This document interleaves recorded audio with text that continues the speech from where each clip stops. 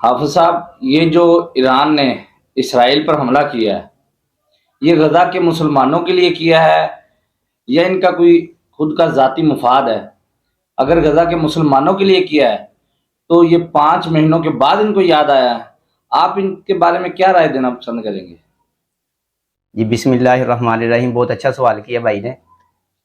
تو میرا یہ ذاتی تجزیہ ہے اور کہ یہ اسرائیل نے جو شام کے اندر ایران کے سفارت خانے پہ حملہ کیا ہے، یہ ایران نے اس کے جوابی کارروائی میں یہ حملہ کیا، نہ کہ غزہ کے مسلمانوں کے لیے۔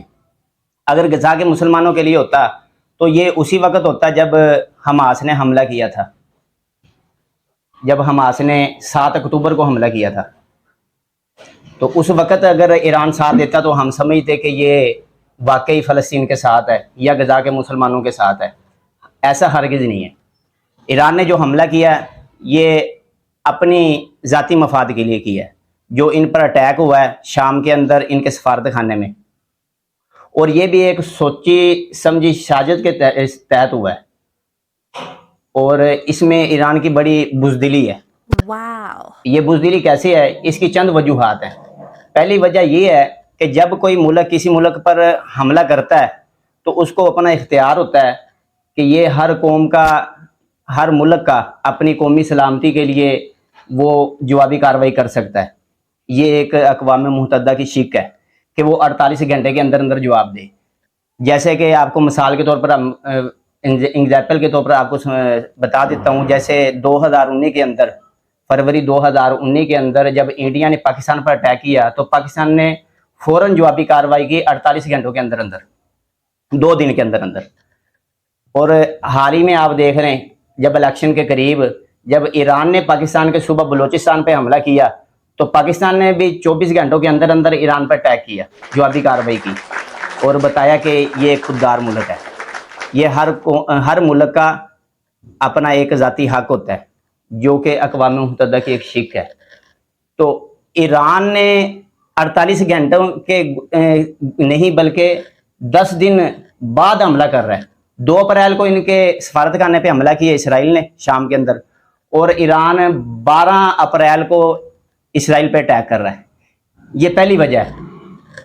جب تیسرا دن داخل ہو جائے جوابی کارروائی میں تو اس کا مطلب ہوتا ہے کہ تیسرا ملک کوئی بیچ میں کود پڑا ہے جو ان کی صلح کروانا چاہ رہا ہے، یا کوئی درمیانی رستہ بتانا چاہ رہا ہے کہ اس رستے پہ چلیں تاکہ معاملہ زیادہ خراب نہ ہو۔ کیونکہ ایران کی قوم کا اپنا دباؤ بہت تھا کہ آپ کو جب ہمارے سفارت خانوں پہ انہوں نے حملہ کیا اسرائیل نے تو آپ بھی ان پر اٹیک کریں۔ اگر جیسے ہمارے ملک پہ کوئی حملہ کرے، جب جواب میں ہماری آرمی اس پر حملہ نہ کرے تو ہماری قوم بھی کہتی ہے کہ یہ آرمی کو کیا ہو گیا، انہوں نے حملہ کیوں نہیں کیا، جواب کیوں نہیں دیا۔ یہ ان کی اپنی عوام کے دباؤ کی وجہ سے ایران نے ایک درمیانی رستہ اختیار کیا، وہ بھی امریکہ کے کہنے پہ، کہ 12 دن کے بعد جب 48 گھنٹوں کے تیسرا دن داخل ہو جائے، اس کا مطلب ہے کہ تیسرا ملک بیچ میں آ گیا جو درمیانی رستہ نکالنا چاہتا ہے تاکہ جوابی کارروائی بھی ہو جائے اور عوام کا غصہ بھی ٹھنڈا ہو جائے۔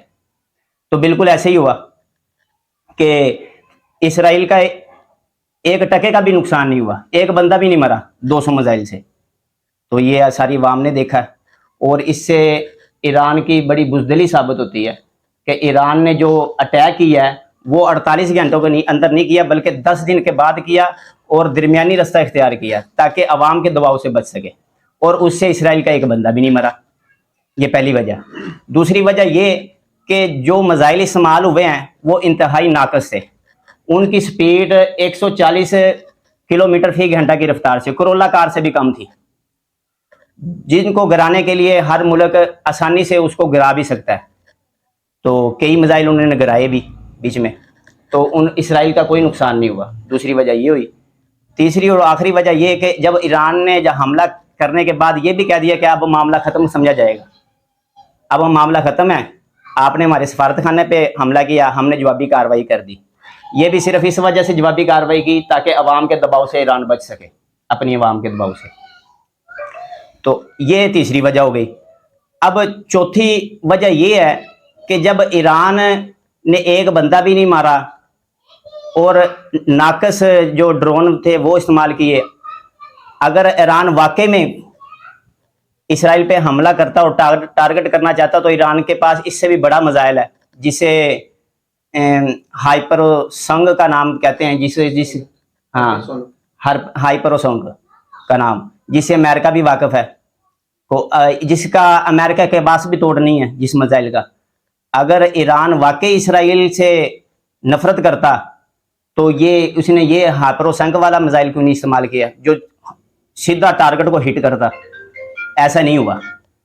تو میں یہ کہتا ہوں کہ شاید میرا یہ تجزیہ غلط ہو. میرا تجزیہ ایک ہی صورت میں غلط ہو سکتا ہے کہ اسرائیل اس کے جواب میں دوبارہ ایران پہ اٹیک کرے. ایسا ہرگز نہیں ہوگا, کیونکہ صاف ظاہر نظر آ رہا ہے کہ یہ انہوں نے ایک پلاننگ کے تحت حملہ کیا ہے, اور اس کی ایک ہی صورت ہے میرا تجزیہ غلط ہونے کی کہ اسرائیل دوبارہ ایران پہ اٹیک کرے.